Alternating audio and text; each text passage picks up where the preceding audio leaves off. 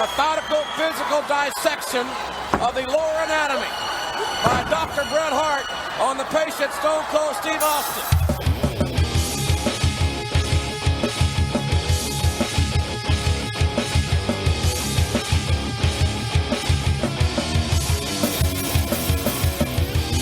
Welcome to Last Match Standing, the podcast where we review, relive, and rank the 100 greatest wrestling matches of all time. I'm Spencer. I'm Paul. And I'm Landon. And we are going to take you all the way back to March 23rd, 1997, WrestleMania 13, Bret Hart versus Stone Cold Steve Austin in a submission match. I mean, we had to, right?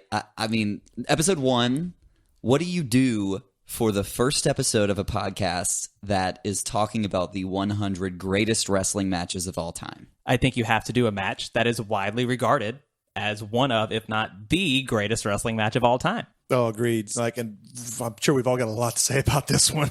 This is a banger of a match here, guys. I mean, this is the match that I talk to people about whenever I first meet somebody and they say, I'm a wrestling fan. This is the one that comes to my brain. And, you know, I didn't necessarily want to start with my favorite match, but it just kind of, it kept coming to my mind when we were having the conversation about what's the first episode? What's the first episode? It had to be this. Well, we all unanimously agreed. This is like a short list of, all of our favorites. We had to do this one. You know what the tagline was for WrestleMania 13? One word. Heat. And that's where true. we're starting. We're starting with some heat, with some fire here on the very first episode. That's so good true. point. That's so true. From Rosemont Horizon, which is just outside of Chicago, Illinois. WrestleMania 13. You know, what I thought was so interesting, if you watch the open to WrestleMania 13, this says everything you need to know. The main event that night was not Bret Hart, Stone Cold Steve Austin. Nope. The main event was Psycho Sid and Undertaker. And when you watch the opening promo, the last match featured in that promo is Bret Hart, Steve Austin. Rightfully so. And that's all you need to know moving forward. That's how big this match ended up starting, and that's how big it ended up being afterwards. Well, I'll say this show in particular proves that the main event does not have to be the title match. Because how do you follow a match like this? I don't think you can, and I don't think that Psycho Sid and Undertaker felt they could, because the work rate kind of speaks for itself in that match. But that's not what we're here to discuss. We're here to discuss Steve Austin, Bret Hart, and Ken Shamrock in the tightest referee shirt of all time. Oh my God, you're not kidding. And the tightest referee shorts of all time. Ken Shamrock from the Ultimate Fighting World, by the way. That's how they phrased it. So he was from the Ultimate Fighting World, special guest referee. Just initially, how much do you love that he was ref for this match? To be honest, it's something that I actually forgot about until fairly recently. Me too. I think it added a little something. It added a little something. I think I really appreciated it. Added a little salt and pepper, definitely. Yeah. And you know, maybe later on we'll get into like the why he's there, but it doesn't really do anything for me one way or the other, because he doesn't really even get involved until after the match. That's a good point. So, but when I remember this match, I don't remember Ken Shamrock. Well, because as you said, he doesn't interfere. He calls it right down the middle. He does. And the only time he does anything is after the fact, but we'll talk about that after we discuss the match. So for me, and the reason that this match had to be on the list, if not, you know, at the end of this, it might end up being number one. You know, we'll see if you guys can convince me otherwise. But they did such an amazing job with such a limiting match stipulation. That's what, to me, is the most impressive thing. When you have a submission match, you're literally taking half of the spots you can do. Like, how many times in a match is it 1, 2, oh? Yeah. You have none of that in a submission match. You can't. No near falls. And the thing that's really interesting is that you pitted someone who was known for being a submission specialist versus someone who you barely ever saw use a submission ever. And so you're limited almost in another way there. But it was still able to pull off one of the best stories ever told in a wrestling ring. And you buy Steve Austin, the brawler, fighting the technician. You buy that, oh, well, he'll just beat him to the point where he'll refuse to keep going on. You believe that because you forget, for a submission match, it's not necessarily tap out to win. This is really an I quit match. I really wish that's how it was presented, because it's more along the lines of, because there's several times where Ken is asking both of them, do you want to go on? True, yeah. This is really more, I really think it should be considered an I quit match, because there's really only about 3 or 4 submission holds in the entire match. And most importantly, without this match, Steve Austin would never have become Steve Austin. I don't think so. I think maybe later down the line, but like the reaction he gets when he walks in versus the one he gets when he walks out is night and day. It is, and it'll remain that way for the rest of his career.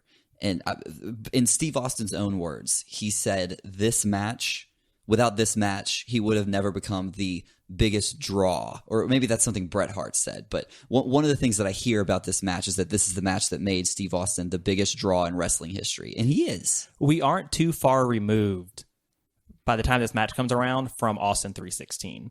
From that promo. We're not too far removed. So it feels like less that than a year. promo happens. Yeah, it's less than a year. So that promo happens. This match happens to back it up. Yep. That's what it feels like. But before we get there, we have to find a way there, right, Landon? That's it. So you're in control of the build on today's episode. Okay, so I'll talk about the build a little bit. And, I'm not going to be perfect. I didn't actually go back and watch all the Raws leading up to it. But like you said, not too long before this, we've got the Austin at the King of the Ring, and actually a fun story. Triple H was initially booked to win King of the Ring that year. Yeah. Was it 96, Paul? 1996. So Triple H is booked to win, but that's the year that Hall and Nash make the jump over to Monday Nitro, and there's it's some kind of like a cage match or something at a live event somewhere. Or maybe it was a Raw. I don't remember exactly. But real life buddies, Triple H and was it Shawn Michaels, goes into the ring on Hall and Nash's last match in WWF, and they do this big exit. It's the famous click curtain call. It's the click curtain Mm-hmm. call. And Vince is so pissed that he pulls Triple H from King of the Ring, from being the winner of King of the Ring. And that's how Steve Austin gets his opportunity to become Stone Cold Steve Austin, the Rattlesnake, beats the shit out of Jake the Snake, and cuts the best promo in wrestling history, Fight Me. Arguably. I'm not going to argue with you on that one. I agree with you 100%. That's another podcast. But continue. Okay, so prior to this match, Bret and Steve were on some very interesting paths, right? So this is all pre-Bret full heel turn. So you're seeing a few little shades ever since his build up to the previous year's WrestleMania, at WrestleMania 12 with the Iron Man match with Shawn Michaels. I think we will revisit that at some point. But we'll continue. definitely revisit that on this podcast at some point. But buckle up, because that's going to be like a 5-hour podcast. But anyway, so in that, you could kind of see some frustration building in Bret's character. He says some things during that feud, and his whole deal with Shawn Michaels is very interesting in how Bret is able to toe the line between a heel and a face. I was going to say, remember, it's Shawn Michaels, the boy toy. Right.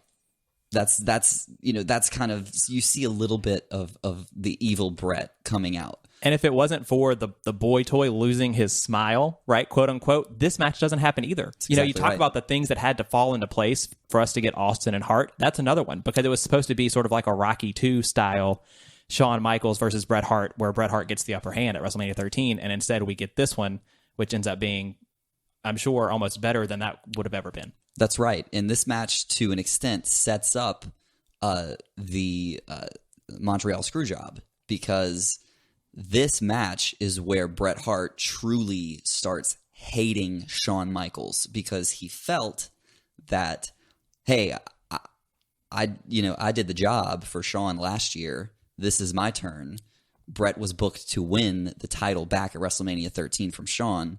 Shawn backs out. Shawn loses his smile and backs out. And Bret always saw that as a very disrespectful move, and he took it personally. And so had Shawn not done that, had everything not lined up, we would have never gotten this match. Very interesting point. I was going to say, during the main event, before it goes on, Bret Hart walks out and he basically cuts a promo on everybody. He cuts a promo on Sid, he cuts a promo on Taker, and then he says, and Shawn Michaels, you take your little pussyfoot phony injury and you go back to the locker room.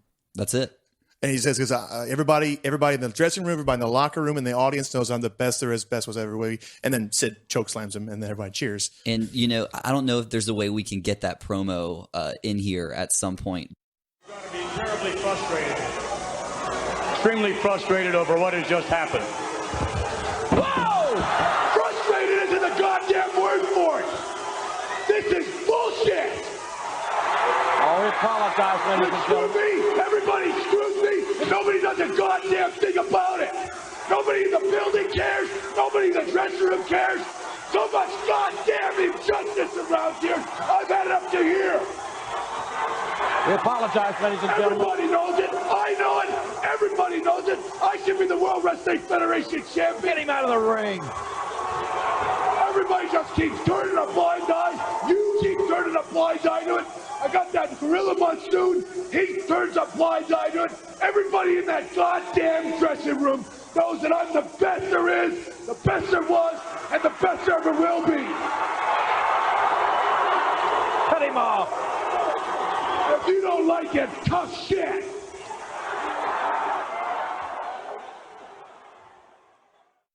If you haven't heard that promo after the cage match, that's probably Bret Hart's best promo. Well, they show a part of it in the opening promo that's right before this match. A heavily edited part of it. It is. And it has to be, right? Some very colorful language in that promo. But one of the very last lines of that promo that I just love, that I really think sticks out about this sort of where Bret's at as a character, the quote is, "If Austin wins, what becomes of Bret Hart then?" Mm-hmm. Exactly. And that's the story of the match. Both of these guys have predetermined characters, and at the end of this match, they are fundamentally changed, both of them. And that's, to me, what makes this match one of the greatest of all time. So we talked a little bit about where Bret Hart was at the time. Let's talk about Steve Austin. So Steve came into the WWF just before the previous WrestleMania, and he actually worked WrestleMania 12 against Savio Vega? Yes, Caribbean strap match. Yeah. Wow, I didn't even remember. I can't believe that one's not on this list. Continue. Yeah, what's up with that? That's not very good. He was the ringmaster, Steve Austin, and they put him with the $1 Million Man, and he had a decent run. They built him as somebody that that was going to be interesting and going to be used. And at the time, he used a version of the Cobra Clutch called the $1 Million Dream. And it was okay. He had some programs with some folks. He had a WrestleMania match, but it wasn't until he was put in a position where he had a match stipulation where if he loses, the $1 Million Man is fired from WWF. And in that match, Steve Austin loses intentionally so that he gets rid of $1 Million Man, and he cuts this little promo about, he's been holding me back this whole time. And shortly after that, that's whenever he adopts the name Stone Cold Steve Austin. So does anybody know that story? It's a great story. About how I think it's worth a little blurb. How he gets good. the name Stone Cold Steve Austin. Oh, I've heard this before. I but love I'll let it. you tell it. Okay. So if you don't know, Steve Austin was watching a documentary about a serial killer.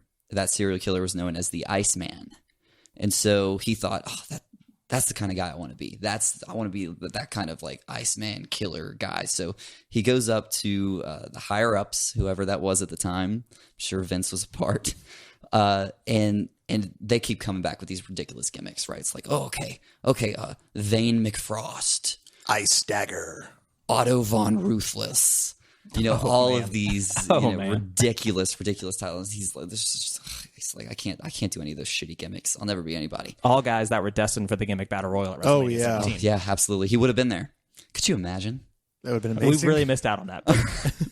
But anyway, so he's sitting down with his wife at the time, and he's kind of airing his grievances and saying, "Man, I'll never be anybody there. They don't see anything in me if that's what they want to give me." And she says she's making hot tea. And she says, "Look, honey, don't worry about it. You'll come up with something. Now go ahead and drink your tea before it gets stone cold." And he's like, "That's it. That's my name." And I love that story so much. it's what a wonderful story. Who would have thought, right? Right. So anyway, we've got Stone Cold Steve Austin making a name for himself, and there's not a whole lot of build to this match, as we discussed. It was kind of booked last second because of Shawn dropping the belt. But Paul, can you get into their Survivor Series match? Oh, yes, I can actually. So basically, after WrestleMania 12, Bret Hart left the company for 6 months. He left like the night after Mania. I don't even remember if he was there for the new champion, Shawn Michaels. Spoiler alert. Basically, when he does come back, he's like, all right, guys, I'm Bret Hart. I've been off. I'm ready to come back. And immediately Steve Austin is all in his face. You can't cut anymore, Hitman. Everybody knows you can't beat the pretty boy Shawn Michaels. You don't got it anymore. Right. And actually what I hear is that Bret handpicked Steve Austin to be his first program whenever he came back. I had not heard that. He saw his work with Shawn and was just like, hey, I'd work with you anytime. I think you're great. There's another chip falling into place. There's another one. What I love about this is initially on the story, though, Bret didn't feel like he needed to fight him. So what Steve did is he just kept beating up Bret's friends. So he attacks Owen, he attacks Bulldog, and he does the angle with Pillman where he Pillmanizes the ankle, he breaks the ankle, yeah. and then goes to Pillman's house. And if you don't know what a Pillmanizing an ankle is, you see it a little bit now. It's whenever you take a steel chair and you open it up and you put somebody's ankle through it, and then you get on the top rope and you stomp the steel chair. It looks sick. Well, Bret does it during the match. He tries to. I'm sorry, right. Yeah. There's a moment where he does try to do it in this match. And so after that, we have the Pillman 911 incident, which almost got WWF kicked off the air. And then eventually he just starts attacking Bret on a weekly basis, getting in his face, challenging him. And then Bret says, all right, fine, Survivor Series, let's do this. I have a match that I wanted to put forward, but I feel as good as that one is, this one is just that many steps better. But like this match was not sanctioned literally until the Raw before WrestleMania. Right. And I think the whole deal here is Bret had a vision for who Steve Austin was going to be. The Stone Cold Steve Austin that we all know today, Bret saw that before anybody else. And he said, I'm going to jump in front of this and I'm going to make this happen for this guy. Because, Bret's at a point in his career where, he's been at his prime for a while. And maybe he knows he's getting, to the point where he's about to have to pass the torch. And he's like, God damn it, I'm not passing the torch to Shawn Michaels. No. Yeah, that's the last thing he's going to do. And so he sees this guy in Steve Austin, and he's like, this is the guy. This is going to be the guy. And he was right. He was absolutely right. Remember, Bret was 40 years old when this happened. So Bret is... Wow, really? Yeah, this is his 12th WrestleMania. 40? I don't know if he was 40. But so the point is, though, it was all a vision from Bret, and he really wanted to make sure that this went down the right way. But Steve had no idea it was going to be a submission match, right? So when he saw on TV, he saw it like as a commercial on TV that was like WrestleMania 13, Steve Austin and Bret Hart submission match. And actually, it wasn't originally. It was booked as a no holds barred match. And so he was like, prepped in his head. It's like, all right, this is going to be a no holds barred match, whatever. And then the very next week, after it's booked as a no holds barred match, it comes out as a submission match for no explanation. Well, we've talked about how we didn't necessarily love that it was a submission match, but I'm actually going to say that I really liked that it was a submission match. We could have done I Quit. We could have done no holds barred. But by making it a submission match, Bret Hart's automatically the favorite. Oh, yeah. exactly. Which makes it so much even more satisfying at the end. It's a dynamic that is completely different from any other match, for sure. And it definitely puts Bret Hart in his element, and Stone Cold very much as the underdog, which is part of the story here, right? Because Steve is kind of in this world now where he's a heel. He's not really a face, and Bret is a face, but not really. He's kind of doing some heel things. And so that kind of, whenever you go into a match as the underdog, the other guy is the heel, right? Everyone wants the underdog to win. So I think you're exactly right. It really helped tell the story of this match. So Steve is livid at this time. Well, like he's like, oh, it's a submission match. What? He goes to McMahon. He's like, look, I stopped using the Million Dollar Dream. I'm a brawler. I don't use any submission moves anymore. And I believe the story at the time was they just secured Ken Shamrock for WrestleMania 13. And they wanted to give him something to do, and they felt like having him in the match as the referee, it's a submission match, it will add some legitimacy to the fact that it's a submission match in the WWF. And so that's the story. That's how Ken ended up in it, and that's why it was a submission match. So they get there to the venue. Bret and Austin are talking before the match about how their characters are going to grow based on the story of the match. It's like, so what are we going to do? How is Bret going to change after this match? How is Austin going to change after this match? And I think that's a testament to how great those two guys are. This is why Austin's one of the best of all time and Bret's one of the best of all time. Well, the story I'd always heard is this match only had 5 planned spots going into it. That's right. They called 80% of this match in the ring. Or excuse me, they spend a lot of time outside the ring, but they called this one in the ring. They only had a handful of spots planned. And I remember I listened to Austin's commentary as well as just the regular version of it, and he talked a lot about it. And he said there's a few things they didn't do they wanted to do. And he said, but some of the best stuff you see in this match is stuff that they just on the spot came up with. And that really speaks to just how good these guys are. If they can just come up with some of this stuff as well as they did. Yeah, they go talk to Vince, and they're like, okay, what's the finish? Vince is like, all right, Bret's going to put you in the sharpshooter, and you're going to pass out. And that's the finish. And that was all they knew. They had maybe 5 spots here and there. And that's really all they knew going into the match. So they go out there, and before they start, Bret's like, look, I know the finish is you're going to end up in the sharpshooter and you're going to pass out, but I think if you're going to pass out to the sharpshooter, you're going to need some color. He was afraid it was going to make Steve look weak. Right. And so Steve's like, are you sure? Like, I just got here. I'm new to this. Like, there was a very strict no blading policy at the time. There was a no color policy at the time. I can't do that. And Bret's like, don't worry, I'll do it for you. And if you watch the match closely, so we'll get to that point. We will absolutely get to that point. We'll explain that. But thank you, Landon. You got us there perfectly. So we get to WrestleMania 13. You've got Vince, JR, and King on commentary. Austin comes out first with one of the more iconic entrances of his career with the shattering glass, walks out, right? JR says during his entrance, he says, Austin says there's not a man walking the earth that can make him say, I quit. I think I believe him. He says that during Austin's entrance, and I just love it so much because it absolutely set the tone for the entire match. Well, it summed up his character very well, too. And even Vince is a great example. At one point, Vince McMahon says, you talk about in your face. That's who Stone Cold Steve Austin is. And this is right after Steve just walked through a shattered pane of glass and is aggressively slapping away fans' hands with, as he quoted, the BMF walk. Like people try to step, he slaps their hands away. He's like, don't touch me. He said all the time, it's the toughest son of a bitch on the planet. Like, wait. Were you talking about Bret Hart's entrance? No. Oh, sorry.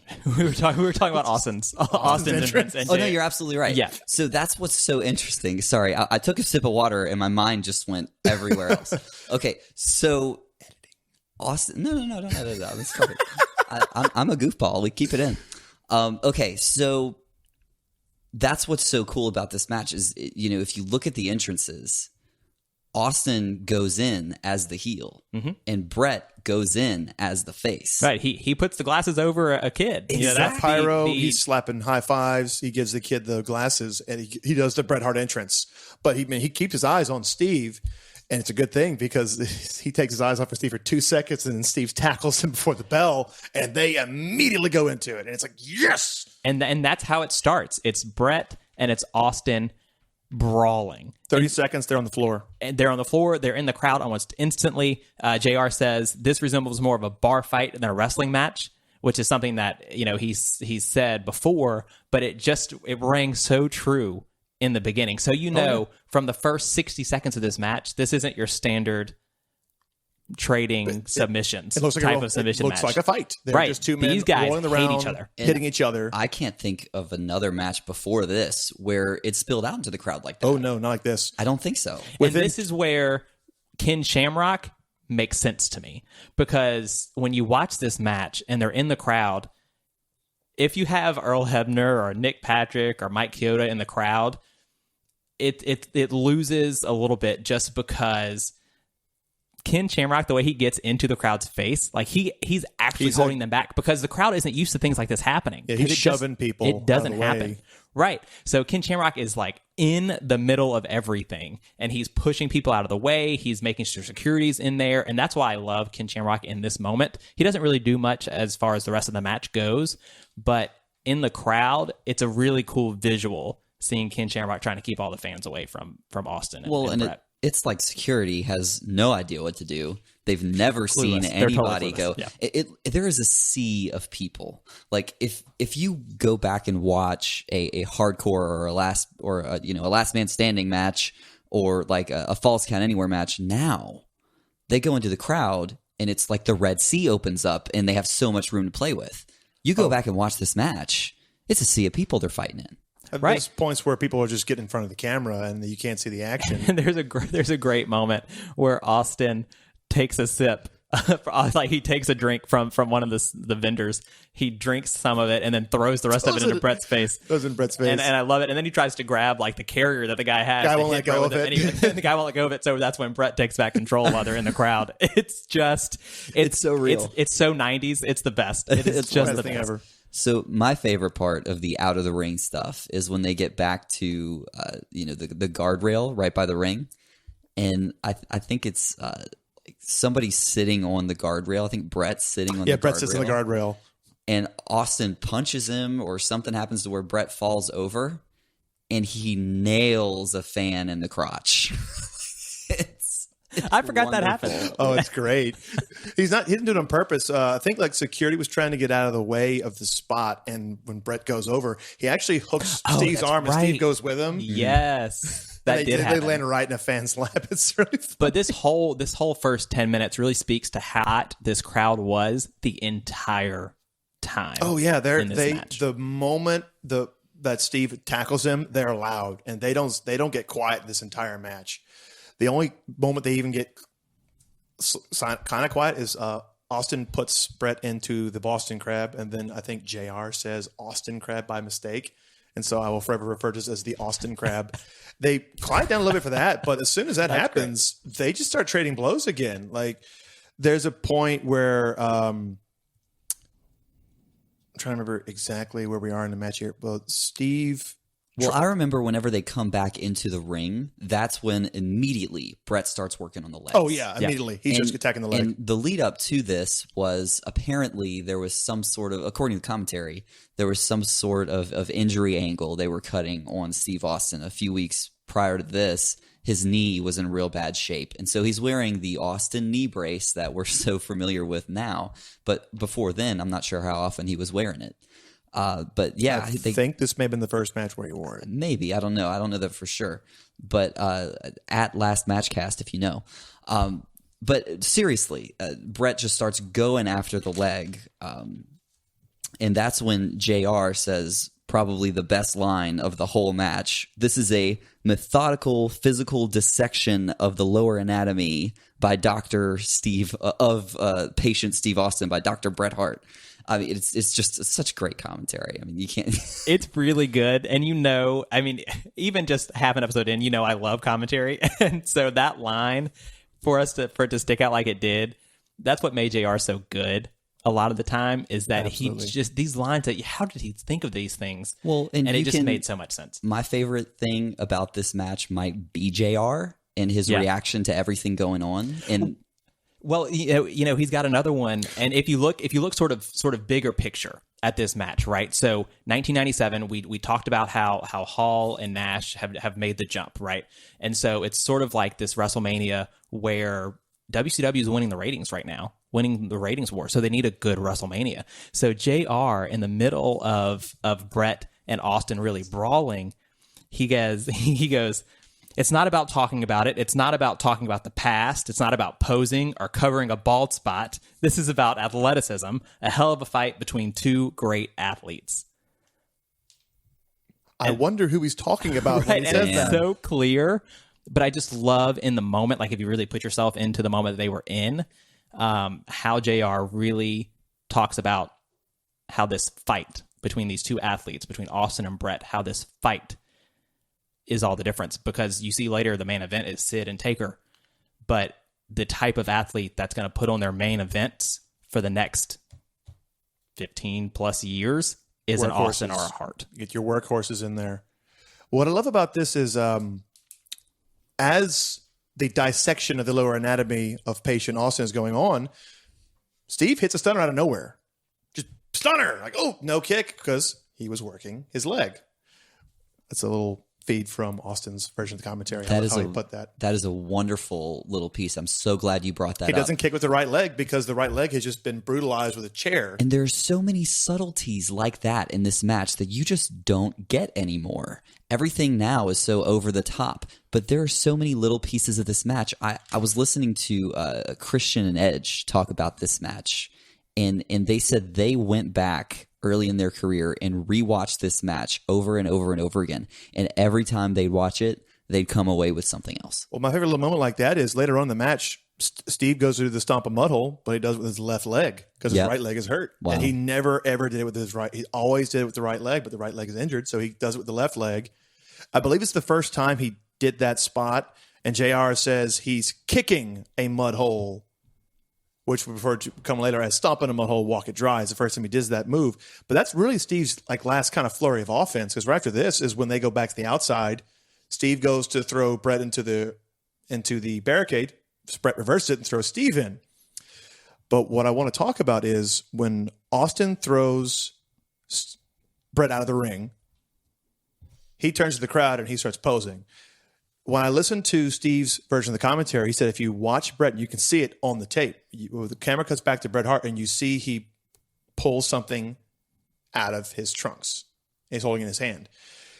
So then whenever Steve gets thrown into the barricade, if you watch very, very, very carefully, they're right next to the timekeeper and the announce desk, you can see Bret has the blade in his hand, and he pokes Steve in the tricep with it by accident before he walks up and nicks Steve right above his eyebrow, and then he immediately drops it and then starts punching Steve, who, when he stands up, his blood splays all over the announce desk, which I think is really gross because apparently Jerry Lawler still has the blood-soaked notes. Oh, my God.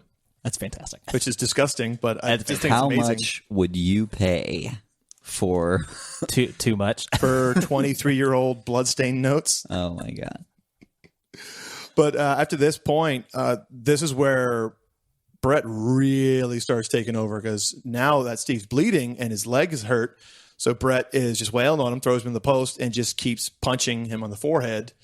And when they get back in the ring, this is where Bret just starts kicking the leg. He does leg laces. He does the figure four in the corner, the ring post, which just looks devastating. I love that spot so much. According to Steve, it didn't really hurt that much, but there was a lot of torque on his ankle.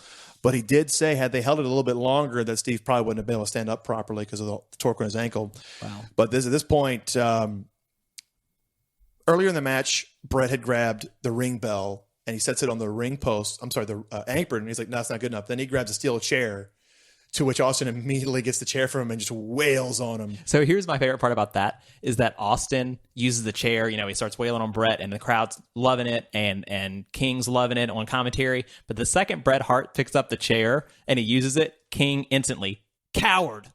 Yeah, what that's a hilarious. coward. It's excellent. That's the good stuff from King, and that I just there's more good that stuff I was from dying. King. And to that point, exactly whenever Bret takes that chair, this is the loudest chair shot to the back I've ever heard. When Steve rears back at that chair, chair almost touches the ground behind him before he swings it. He hits him as hard as he can. To quote Austin himself, a very snug chair shot. Yeah. He did not hold back on that chair. I'd say so. And so, but what I thought was interesting, and we talked earlier about Austin using the Austin Crab, which is uncharacteristic for Austin's character, right? He's always beating people with fists and legs, and like, you know, just a brawler. But he does use a series of submissions throughout the match that are kind of out of this world. He does this very interesting. It's like a modified crucifix hold. So he basically he does this a Russian leg sweep, but he doesn't like let go of Bret. He locks Bret's left arm with his right leg. He grabs Bret's right arm with both his arms, and then he puts his left, like his calf and his knee right over Bret's face and holds this hold. And I'm looking at, even the commentators don't really know what he's doing here. Apparently 5 minutes before the match, he's like walking backstage. I don't know what to do. And Allison says, "Hey, Steve, use this." Just showed it to him right before the match went. And Steve had no idea what it's called or what it is, like, to this day. He's never used it before or since. Right. So the octopus lock or whatever it's called.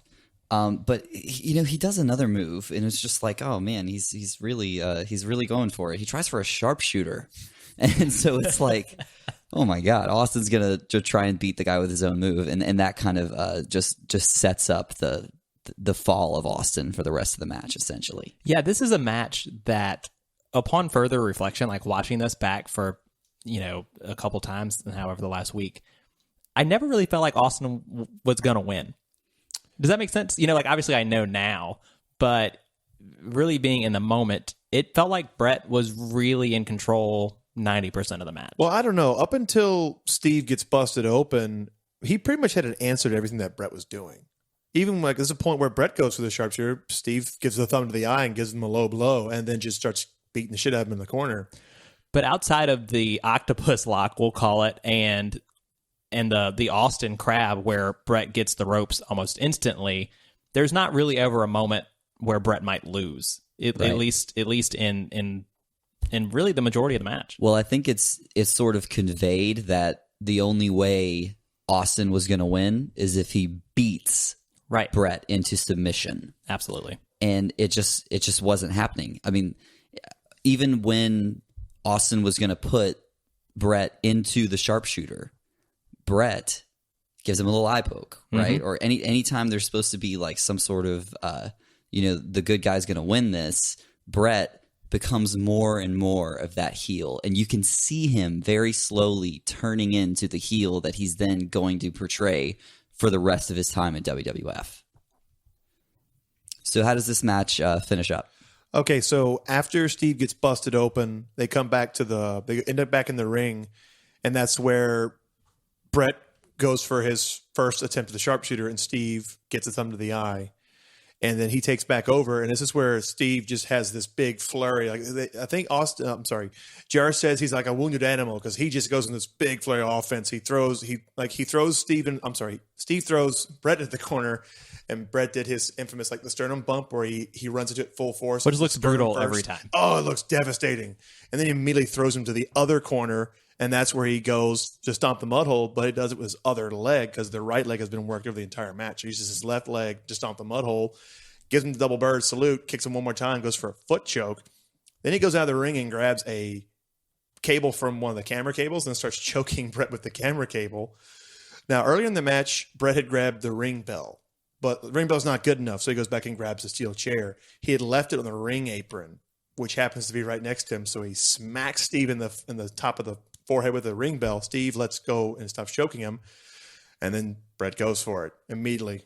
Double underhook, like double leg takedown, sharpshooter, locks it in immediately. Steve starts screaming in pain, and by this point, there's so much blood coming out of Steve's forehead, and when the crowd notices the blood, they get so loud, and they do not get quiet again because it's like this closing sequence is about 3 minutes. The crowd everybody's on their feet. They're screaming. Well, the crowd gets loud, and JR You can hear JR fall in love with Steve Austin in this match. And it's a thing, right? I mean, you can hear everybody fall in love with him in this match. But the thing is, like, JR and Steve Austin have always had this really special friendship. And I remember it growing up and how Jerry Lawler would always tease JR about, well, we all know how much you love Steve Austin, your best friend, and you can hear that happen in this match. And that was a really special thing to me. What I really love is that there's a moment here where it looks like Stone Cold might break out of the sharpshooter. He bridges up and Bret falls. Gives everything he's got, and Bret falls down. And he broke the sharpshooter. No one's ever done that. And then you realize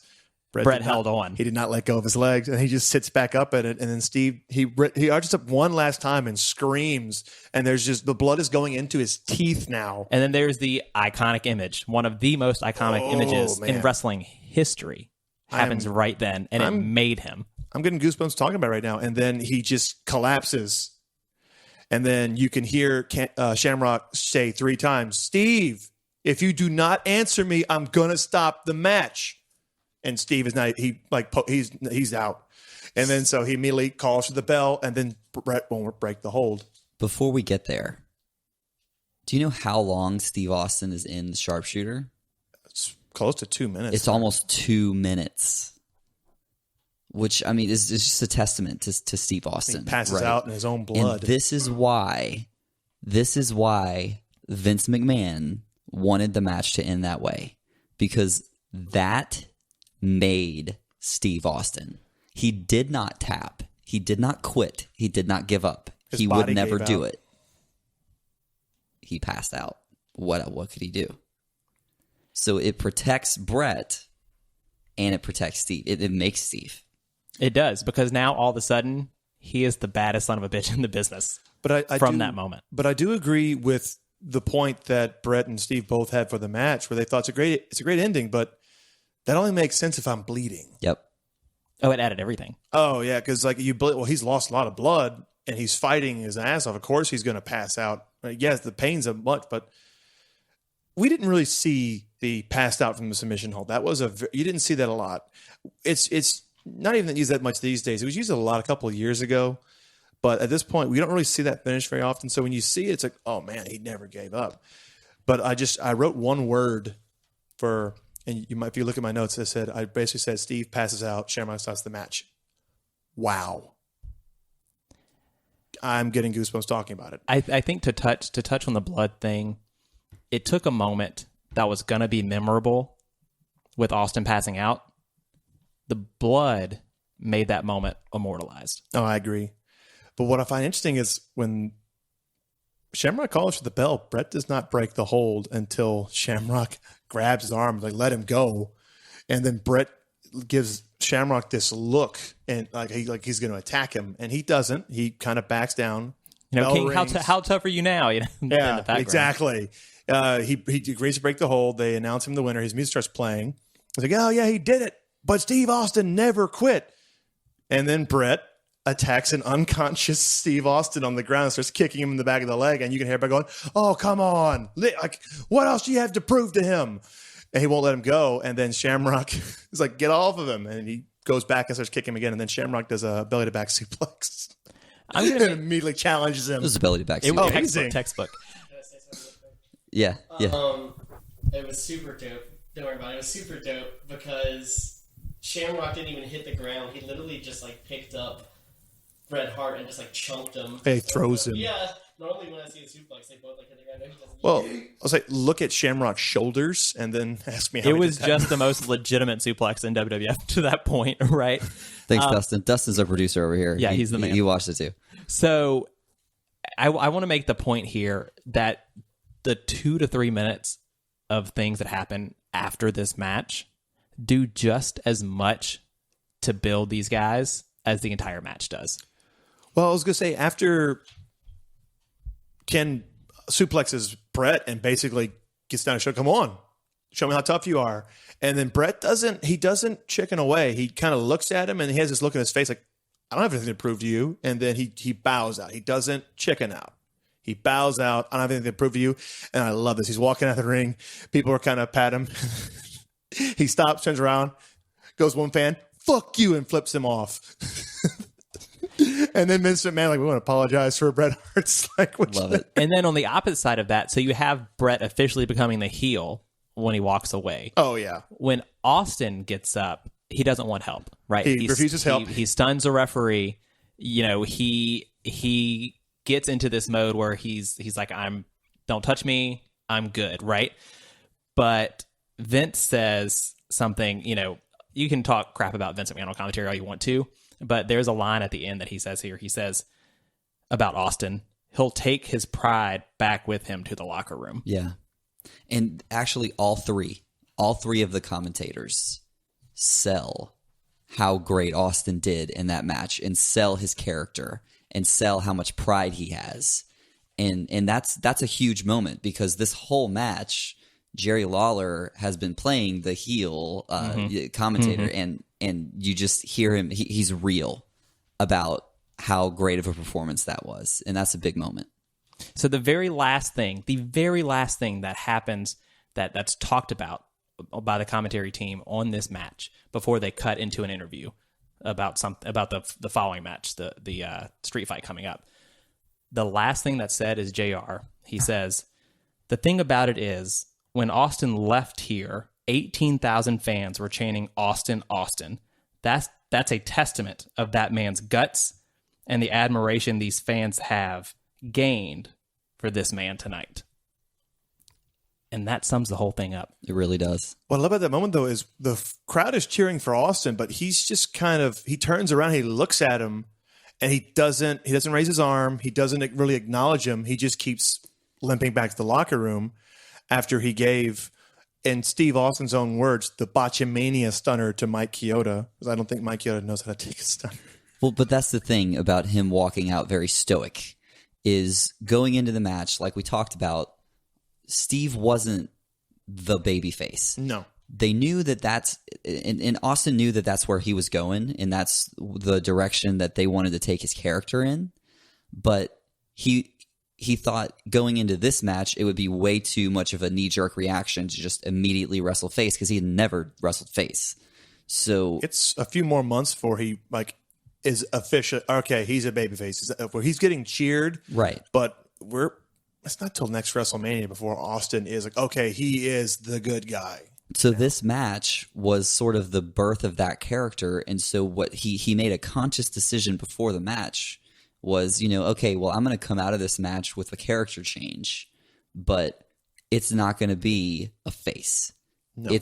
I'm going to do what I do, and that's going to be who I am. And he made that decision and stuck with it for the rest of his career. For the rest of his career, because you talked about earlier how Bret gets a poke to the eye, when Austin's trying to put on the sharpshooter, and so that's a very heel move from Bret. But those are things that Austin never stopped doing throughout the rest of his career, where he was a babyface for a majority of it. Right.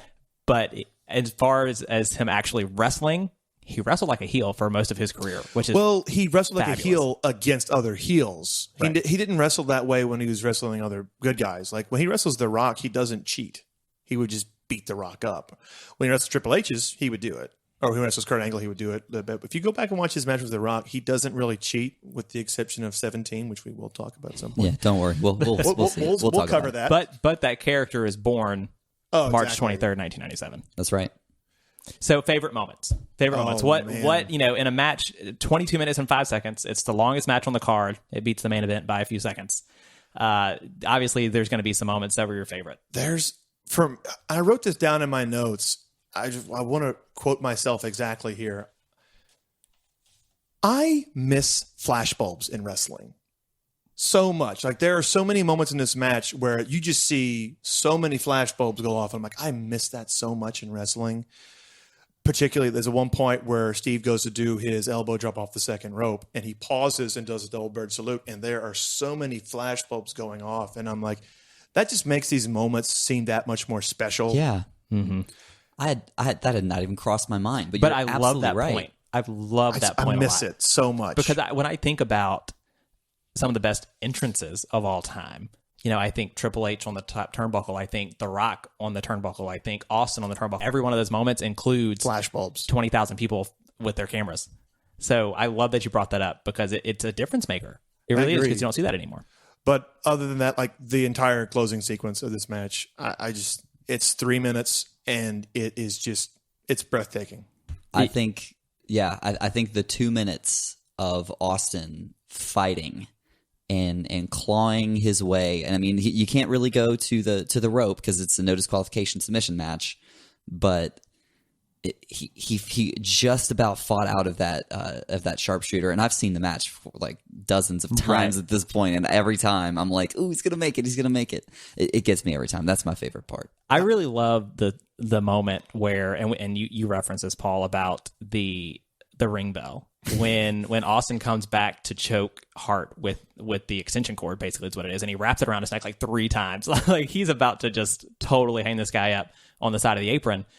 But then that sort of storytelling, the sort of foreshadowing that happens earlier in the match when Bret leaves the ring bell on the apron and he's able to hit Austin, and that's when he takes permanent control of the match. I just love that because those are the small details, Landon, that you were talking about that you don't see as much anymore, where things are planted earlier in the match to be used later. Right. I loved that so much. We could talk all day about the final 3 minutes of this match, but it's little things like that make this as good as it is. So true. That's why, if you get a chance, I highly recommend. It's a Daily Motion video. Steve Austin, on his podcast, he did a commentary, like a second-to-second, like play-by-play commentary of this entire match. It's a fantastic listen, and you can watch the match with his commentary over it. The only thing is, like, the sound is really low, so you have to turn your speakers all the way up to hear it.